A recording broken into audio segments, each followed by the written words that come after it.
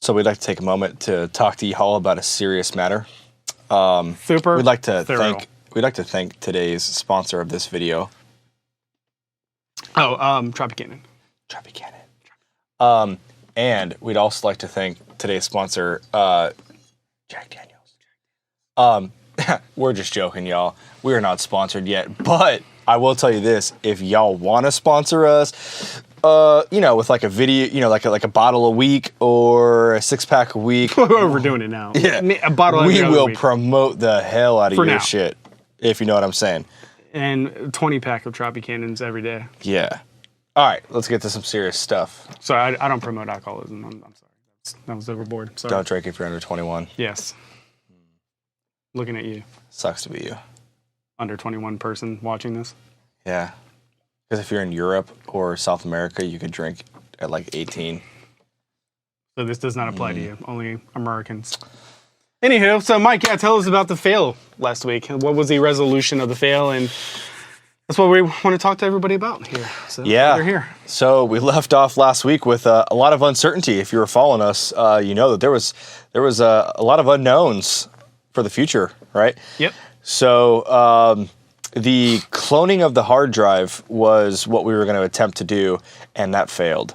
It didn't really fail, right? No, it didn't fail. We just ran into some issues. Yeah, so it worked, but the issue with it is it wanted to just set the new computer up basically under a migration assistance. So if you know anything about Macs, and if you hook up one Mac to another through like a Thunderbolt, you can migrate all your stuff over.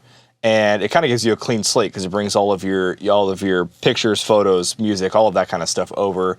But all of your security updates, everything that's been going on for years, it doesn't bring all of that over. All the what do you call that? Cache or what's the no, you get it right. Cache? It doesn't bring all the cache over, so it actually makes your new computer run faster.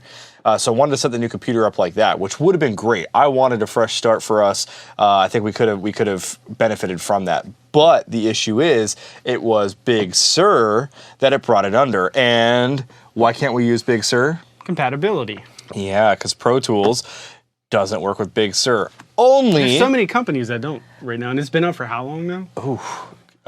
Yeah, since like last August. Too long. That's since like August or September or something like that of last year. But get your stuff together, companies. But like yesterday, I got an email from Avid. Of course, 6 days after we finished the Shenanigans, I get an email from Avid that says, "Congratulations, everyone! Now Pro Tools is compatible with Big Sur." Bom, bom, bom. I had no idea until now.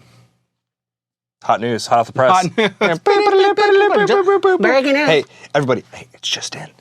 So yeah, just in. That is a thing now. All right. So, but you know what? It wouldn't have made a difference because I think Sound Toys and Waves and a few other ones. I don't know if they're compatible yet. They might Slate be, is but as well. I'm pretty sure Slate came out with theirs. SSL. I don't think the UF8 is compatible quite yet. Hopefully that becomes compatible soon, and they bring out a transport. Yeah, section? transport. Anyone? Transport. That'd be great. Which brings me to the next point. Right, is the UF8. Where are we at with that? We had a lot of comments about people that were asking how it works with third-party plugins and whatnot. So we are going to put out a video here. Hopefully tonight. Actually, we'll put out another video right after this. We'll do a little 5-minute demo and go through all the different plugins that we own. Now, some of y'all out there in YouTube land have gotten very specific about the DAW that you use and the plugins that you use, and does it work with this very particular DAW and very specific plugin.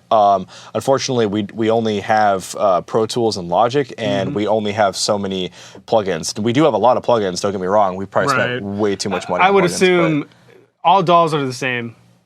So same thing with the third-party plugins. The ones we've used so far, no issues at all. Can still automate, can still use all the different parameters via the UF8. So yeah, we showcased the Pro Tools native plugins that come with it. But literally all of the third-party plugins work exactly the same. Yep. There is no difference. But even the same with the DigiDesign we were using. It's still this works. I mean, DigiDesign can still this old Command 8, sorry, I couldn't think of the name. If that was still working properly with newer third-party plugins, I would assume you know, a much better dock controller would work the same way. So. Yep.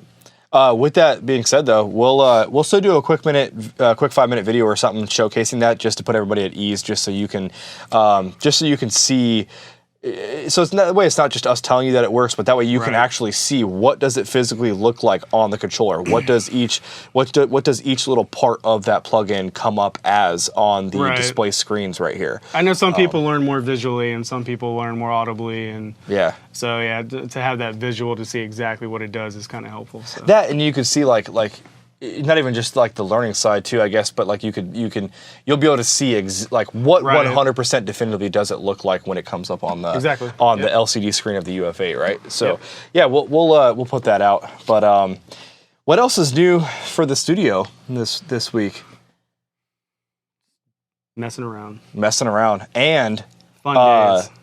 We also got a new lens in for the camera. All right, so we're currently rocking a Canon 77D is what we have, and we got a brand new lens. This is the new not new, but it's new to us, 24 millimeter 2.8 f-stop STM from Canon.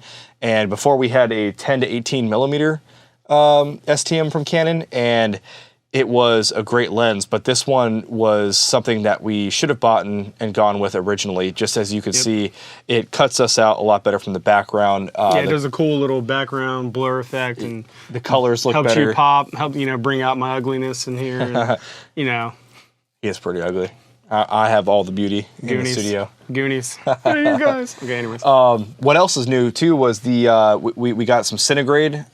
What is it? Cinemagrade.com. We went through them and got some pro grade plugins for Final Cut Pro.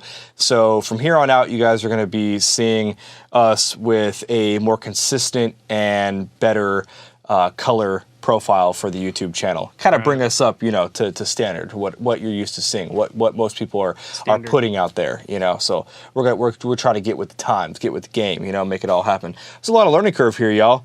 We also got new lights too. These are the GVM. Super I think bright. It's Great Video Maker is what it is. So we got some new lights for the studio, new lenses, new computer finally set up. So it's some good stuff coming. So we can actually get into some good mixing.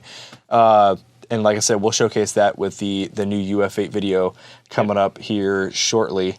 And then on to bigger, better things. That's right. Yeah. So stick around. Be on the lookout for the UF8 third-party plugin video. And until then, make sure you like, you do a little bit of commenting, a little bit of sharing. Ooh, sharing. Sharing's a new one. That's a good one. I haven't said sharing for some reason. Yeah, that's a new one. I like that.